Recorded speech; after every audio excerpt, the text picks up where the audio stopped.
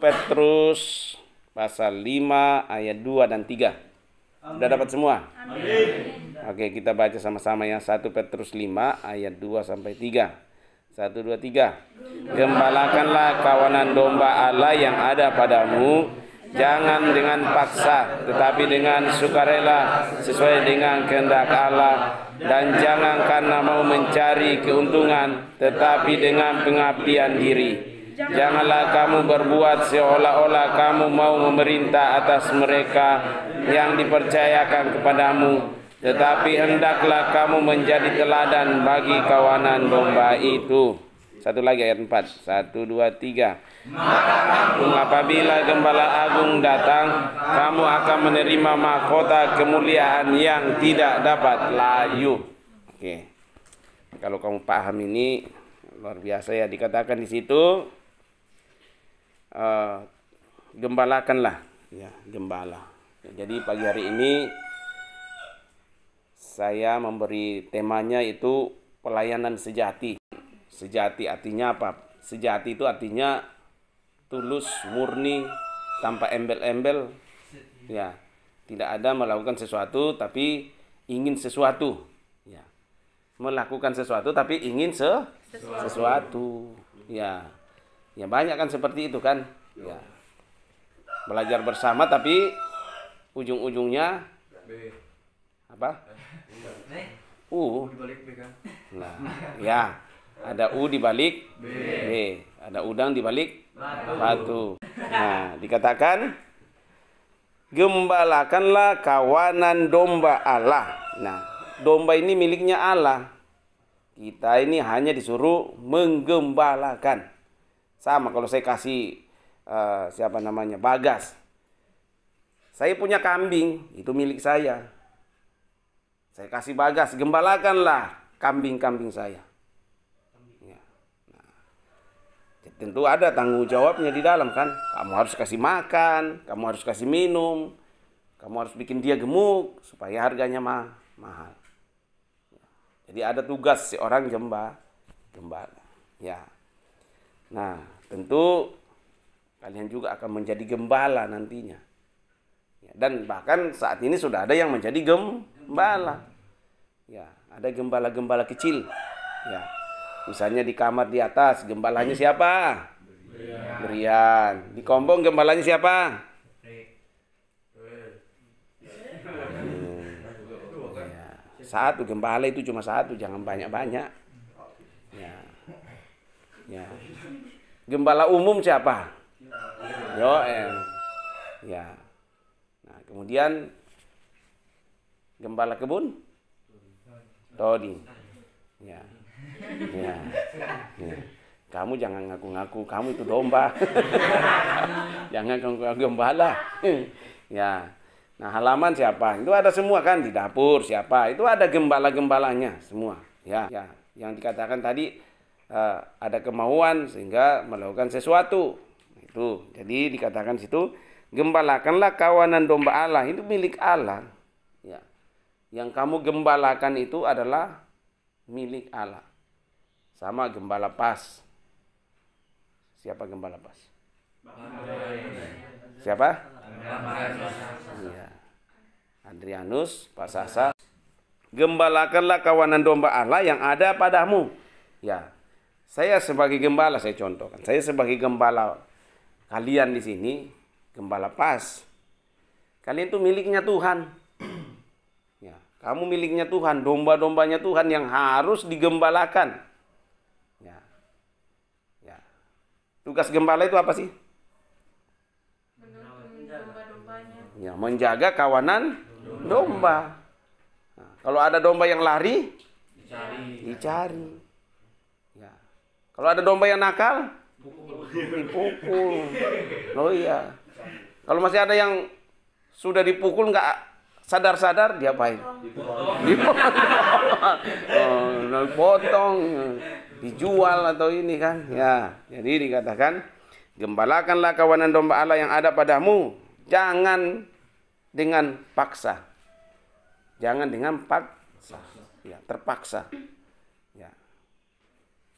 Yang udah jadi pemimpin-pemimpin kecil itu, ya, lakukanlah tugasmu dengan tidak terpaksa. Ya, tapi dengan sepenuh hati.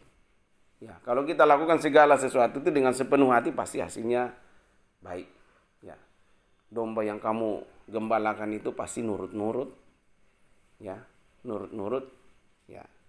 Jangan dengan paksa, tetapi dengan sukarela. Sukarela itu artinya apa? Tidak dibayar. Ya, kan masing-masing punya sifat di domba yang kamu pimpin, kan? Ya, ada dombanya yang suka murung. Ya, dikasih makan, nah itu, iya, kasih rumput, maunya apa itunya? Beda-beda sifat-sifatnya. Ya, ada juga domba yang suka pundung. Ya, diingatkan sedikit, udah ngambek. Ya. Tapi ada juga domba yang nurut, apa saja yang dikasih tahu pasti dia nurut. Ya, jadi gembala itu tidak mudah. Ya, memimpin 6 domba saja, ya susah. Ya, belum lagi kalau dombanya yang suka sakit-sakitan. Ya. Ya, salah itu gembala tidak bertanggung jawab itu. Ya, ya harus kamu obati sampai lukanya sembuh. Ya, apalagi banyak domba-domba yang hatinya suka sakit, wah, itu yang agak berat. Ya, tapi mau tidak mau dikatakan, gembalakanlah domba Allah, karena itu dombanya Allah, bukan milik kita loh. Ya, bukan milik kita, itu miliknya Allah. Dan kalau miliknya Allah, gembala bertanggung jawab kepada siapa? Ya, kepada Tuhan, kepada yang punya domba. Iya. Jadi tanggung jawab saya bukan ke siapa-siapa, kepada Tuhan. Ya.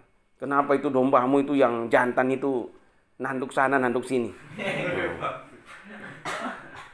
Tuhan, berikanlah aku kesempatan setahun saja.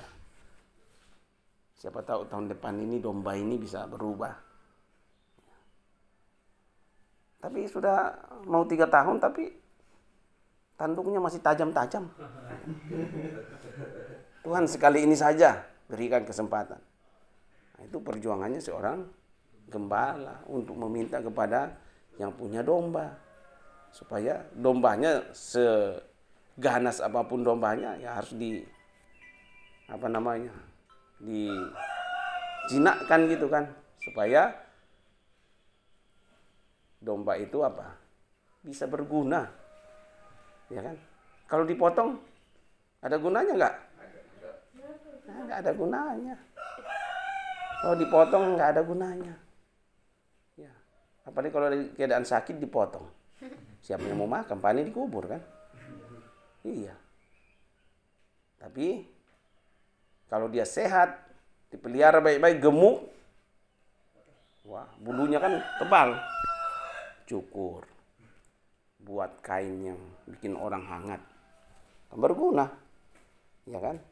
Makanya domba itu harus dipelihara baik-baik supaya bisa menghasilkan bulu-bulu wool ya, yang bisa digunakan untuk orang lain. Ya, dikatakan jangan terpaksa, tetapi dengan sukarela sesuai dengan kehendak Tuhan, sesuai dengan kehendak Allah. Jadi gembala itu menuntun sesuai dengan kehendaknya Allah, sang pemilik domba itu. Bukan kehendak hatinya gembala. Gembala mau gini, enggak. Tapi dia minta sama sang pemilik domba. Ini dombamu loh, ini dombamu sakit-sakitan. Apa obatnya ini? Ini dombamu ini suka nanduk temannya, gimana ini? Ya. Jadi kembali minta sama pemilik domba. Jadi dikatakan kembali dengan sukarela, ya, dengan jangan kita bersungut-sungut gitu kan, tapi dengan sukarela. Ya. Sukarela itu banyak orang yang kerjaan sukarela, nggak dibayar kalau orang sukarela. Ya. Sudah tidak terpaksa, sudah sukarela, dan harus sesuai dengan kehendaknya Tuhan Allah, sang pemilik domba itu. Ya. Kemudian dan jangan karena mau mencari keuntungan. Ya, jangan mau mencari keuntungan. Bukan untuk mencari keuntungan. Ya. Ya, bukan untuk mencari keuntungan. Tapi tanggung jawab kepada semua akan dipertanggungjawabkan nanti. Ya, makanya kalau kita jadi pemimpin-pemimpin kecil, kamu punya tanggung jawab loh di hati. Ya. Ada yang gagal, anggotamu tidak jadi, kamu harus bertanggung jawab. Makanya jadi pemimpin itu tidak mudah. Ya, tidak mudah. Tapi kesempatan untuk mengembangkan diri. Karena tidak semua orang dipanggil untuk jadi pemimpin. Ya, tidak semua orang dipanggil untuk jadi pemimpin. Makanya kembali di sini. Pemimpin secara rohani tidak terpaksa, sukarela, bukan untuk mencari keuntungan, tetapi dengan pengabdian diri. Pengabdian diri artinya apa? Bekerja tanpa apa? Tanpa mengharapkan upah. Karena upahnya dari Tuhan. Ya. Ya. Saya ulang. Pengabdian diri itu artinya bekerja tanpa upah. Ya. Mengabdikan diri. Ya. Banyak gembala-gembala juga mengabdi. Ya, dibawa ke pedalaman-pedalaman, ya, melayani orang-orang di sana, nggak ada gaji, ya, nggak ada gaji. Nah, jadi kembali, kawanan domba Allah yang ada padamu, gembalakanlah kawanan domba yang ada padamu, jangan dengan paksa, tetapi dengan sukarela sesuai dengan kehendak Allah, dan jangan karena mau mencari keuntungan, tetapi dengan pengabdian diri. Ya. Makanya saya bilang hargai orang-orang yang berjasa di dalam hidup kita.